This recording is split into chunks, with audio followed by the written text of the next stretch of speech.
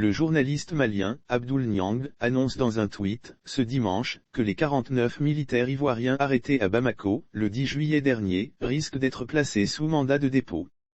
Dans son tweet, le journaliste malien nous informe que les soldats ivoiriens arrêtés au Mali, il y a 3 semaines, risquent d'être placés sous mandat de dépôt. Les 49 soldats ivoiriens bientôt placés sous mandat de dépôt. Selon mes informations, les 49 militaires ivoiriens arrêtés au Mali risquent d'être mis sous mandat de dépôt très prochainement. Affaire à suivre. A tweeté dans la matinée du dimanche 31 juillet le journaliste malien. Cette annonce du journaliste Abdoul Niang intervient alors que rien de concret n'a pour l'heure fuité sur les négociations entamées par les parties ivoiriennes et maliennes auprès de la médiation togolaise. Selon Abidjan, la présence de ces soldats, dans le cadre d'opérations de soutien logistique à la mission des Nations Unies au Mali, MINUSMA, était bien connue des autorités maliennes. Jeudi 28 juillet dernier, le président togolais, Faure Gnassingbé, a reçu séparément les délégations ivoiriennes et maliennes en vue de trouver une solution rapide à la situation des militaires ivoiriens détenus depuis 3 semaines.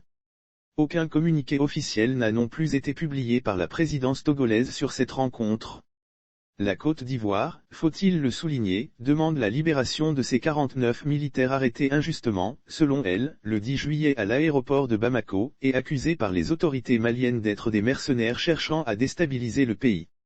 Selon Abidjan, la présence de ces soldats, dans le cadre d'opérations de soutien logistique à la mission des Nations Unies au Mali, MINUSMA, était bien connue des autorités maliennes.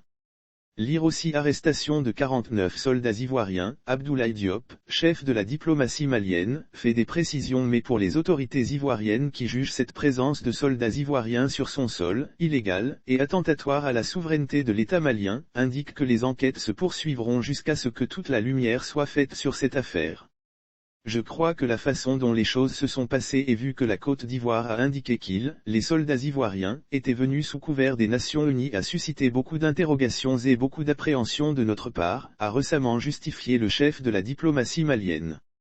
Les militaires ivoiriens restent toujours détenus depuis leur interpellation le dimanche 10 juillet dernier.